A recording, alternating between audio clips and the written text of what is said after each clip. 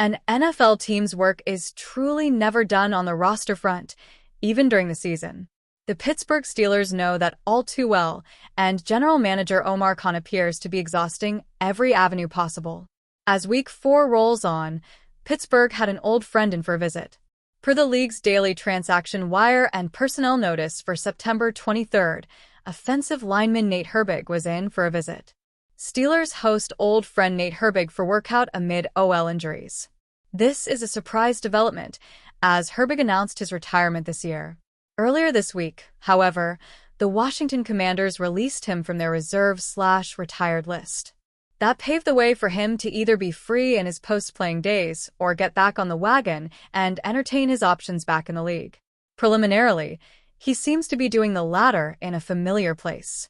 Over the course of his career, Herbig has spent time with the Philadelphia Eagles, New York Jets, Steelers, and Commanders.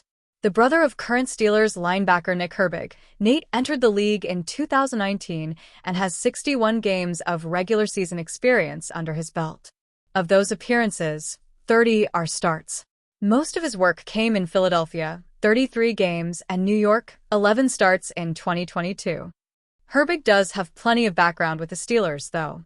He played in all 17 regular season contests for them in 2023, logging a pair of starts throughout the year.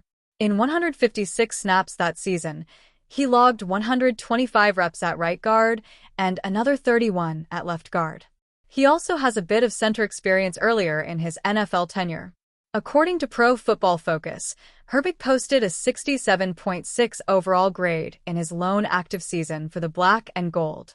A shoulder injury ended Herbig's 2024-25 campaign before it began. That's how he found his way from Pittsburgh to D.C., although he never bounced back. His retirement still came as a shock, but perhaps he's having second thoughts at the age of 27. Assessing Pittsburgh's offensive line picture as season continues.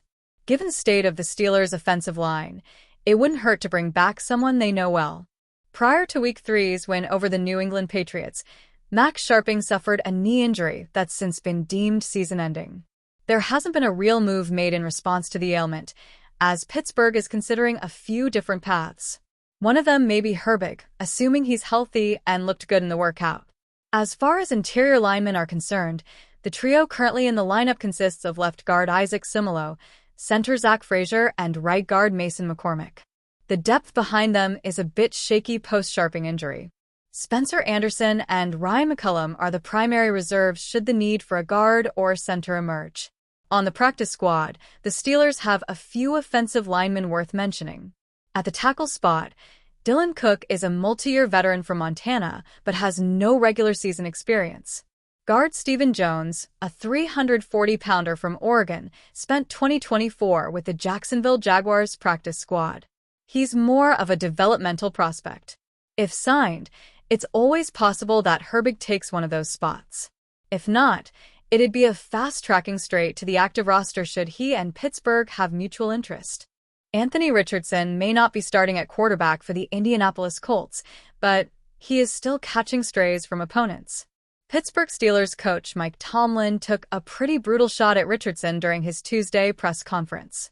Tomlin was discussing the challenges of facing a backup quarterback who is less mobile than the starter, as his team will do against Carson Wentz and the Minnesota Vikings in Week 4. Tomlin pointed out that the Steelers faced a similar situation last season when facing the Colts, who had Joe Flacco backing up Richardson. "I told the guys last year, keep Richardson upright, don't let Flacco in the game," Tomlin said via Brian Batko of the Post-Gazette. In other words, the Steelers did not want to knock Richardson out of the game because they preferred to face him instead of Flacco. There was actually something to Tomlin's message. Richardson was knocked out of the game, and Flacco did lead Indianapolis to a 27-24 victory. Richardson lost his starting job to Daniel Jones this season, and Jones has performed very well. The Colts, on the other hand, seem exasperated with Richardson and his lack of improvement.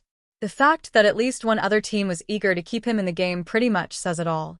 The 2025 NFL season is only 3 weeks in, but trade chatter is already swirling across the league. Each franchise has at least one player who could realistically be on the move, either because of contract situations, depth chart shifts, or locker room dynamics. In Miami, that spotlight falls on TYREEK Hill.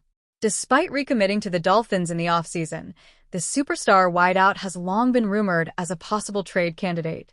Hill's ability to stretch defenses remains unmatched, but some believe his fit in Miami isn't seamless alongside Tua Tagovailoa. If the right offer emerges, the Dolphins could at least listen. Dan Graziano of ESPN addressed the speculation this week, noting that if the Dolphins entertained offers, Pittsburgh might be a team to watch. What's your gauge on receivers, Dan? The Steelers could have one more move in them, and I'd be willing to bet they'd at least have a conversation on TYREEK Hill if Miami engaged. Curtis Samuel is also a healthy scratch in Buffalo despite making $7.4 million this season, ESPN shared. Graziano added, however, that Pittsburgh's front office may actually lean toward bolstering their struggling defense rather than investing further in the offense.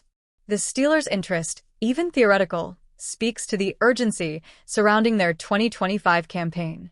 With Aaron Rodgers under center, the organization went all in this offseason, upgrading its secondary with Darius Slay and Jalen Ramsey to complement TJ Watt. Article continues below. Question 1 of 4. Who is the all-time leader in interceptions thrown?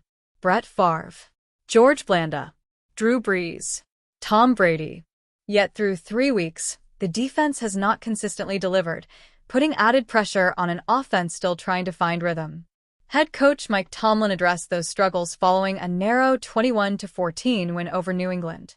While his team forced 5 turnovers, the Patriots moved the ball with relative ease in critical moments. They had a really good plan, Tomlin admitted. We were somewhat limited with some of our schematics due to obvious circumstances. I expect us to continue to get better.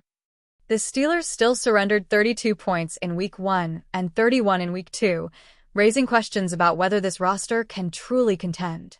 As Week 4 approaches with a matchup against the Vikings in Dublin, Pittsburgh sits at 2-1.